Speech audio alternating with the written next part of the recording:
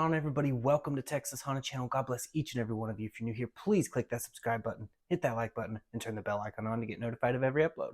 So in today's video, we're going to be doing things just a little bit different. So if you guys are new to the channel, Michael is a good friend of mine. He's tuned a lot of my cars. I sent him Jackspania Racing center feed manifold because Jackspania sent it to me, and I felt like he could get more use out of it than I did, so I sent it to him. And he's put it to the test, and he's going to give you guys his review and his take on it of that center feed manifold. And there will be information in the description with links and discount codes and all of that stuff. So hope you guys enjoy this video, and if you do, please consider sharing it around on social media. Hit the like button and subscribe to the channel if you're new here. But I really hope you guys enjoy the video. So we're going to go ahead and get into it. Here we go. What's going on, guys? My name is Michael, and this is my 1993 Honda Civic powered by a K24 A2. Completely stock, that is. It has a TSX 6-speed stock transmission in it.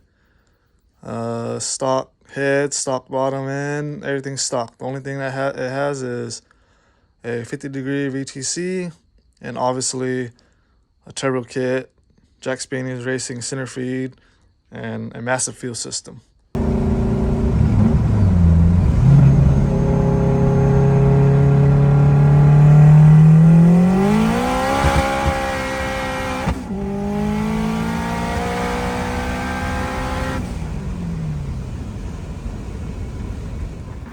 Jackspania Racing and Texas Honda Channel, James, were kind enough to sponsor me this center feed.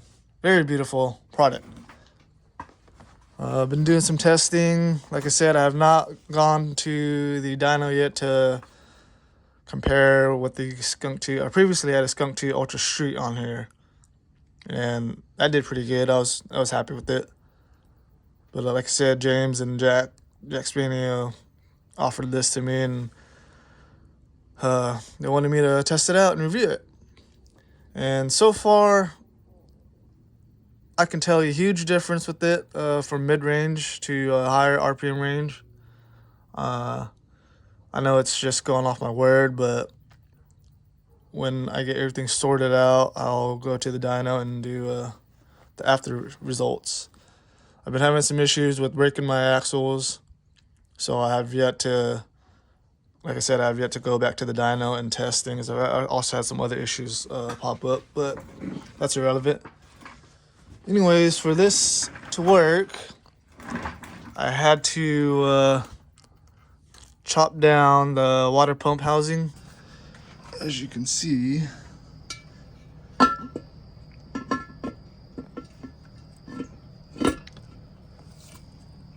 this is what we're going to trim. This is for the old tensioner. It's pretty much, you're just going to cut it straight off right there.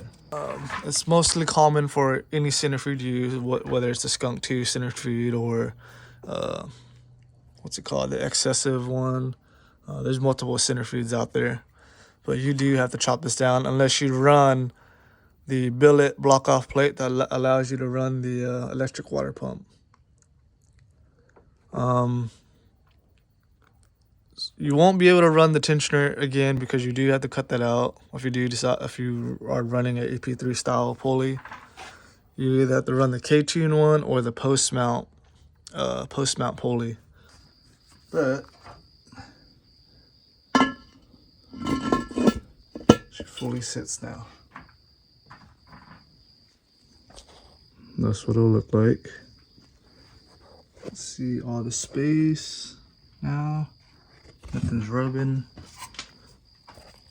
Got that little piece right here, but that's okay because that's just a breather port. You want to keep that so the engine breathes.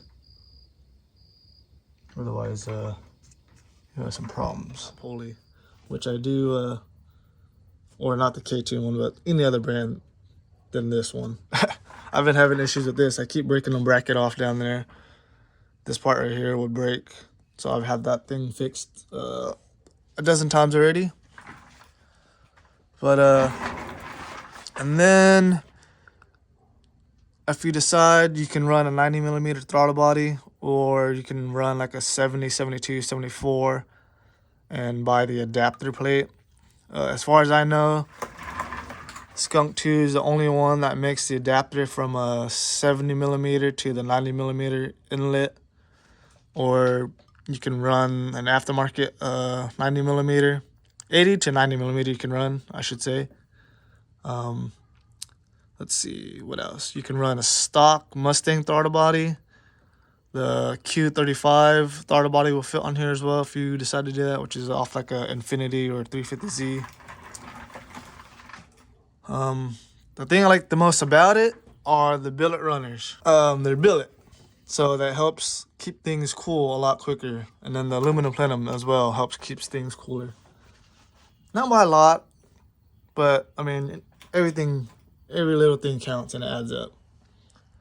I did have to do a little bit of modification to the manifold. This manifold is made for Bosch style injectors, which are a lot taller than these FIC injectors I have. So I had to modify the brackets for the fuel rail. It sat too tall, so all I did was cut it down and re-drilled the holes. Alright, so one problem so far I ran into is there's no adjustment on this fuel rail. So these are K-Series FIC 2150 injectors. Our issue is the brackets are too tall, so it doesn't allow the injectors to sit all the way in. Let's put them all the way down. So there's going to be a little slight modification. What I think I'm going to do is probably just going to chop off this part right here. Let's cut it straight down and just drill a new hole. And it should, in theory, it should bring the rail down enough for the injector to sit in and seal. Because when we see, 70, 80 pounds of fuel pressure, we don't want this fuel rail to blow off like this. I've had it happen a couple times, and it's a lot of gas everywhere. A lot of race fuel. Anyways, I'll get these cut down and see where we're at. Alright, so I ended up cutting the brackets and just drilling a hole through it. So it's all nice and seated now. It sits perfectly fine. You see right there. Existing hardware works just fine. Some of them you don't have to do it, some of them you will. And then I've been struggling all day with the throttle cable. So far, this is what I came up with. It works just kind of fine. We'll see. It's a Y7 single cam Y7 throttle cable. I was told that would work or get me by a little bit until I get a Type S, which James is gonna send me. Then our piping is all pretty much done. I just need to get it welded. Overall, manifold fits just fine, perfectly. So this is a K24 head. On K-Series or K20s, you'll have to, it don't have this. Well, it does, but it'll be, coolant side. On the K24, you'll need this to block it off. Other than that, I'm very pleased with it.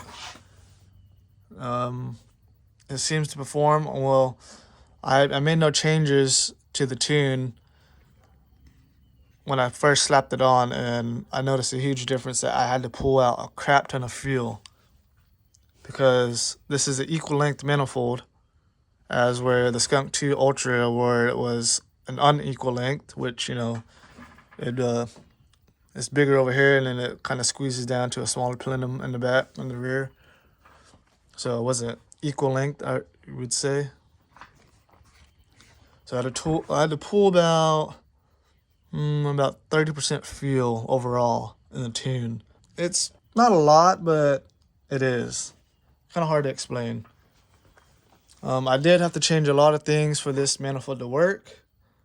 I had to obviously get, a new intercooler, backdoor style intercooler.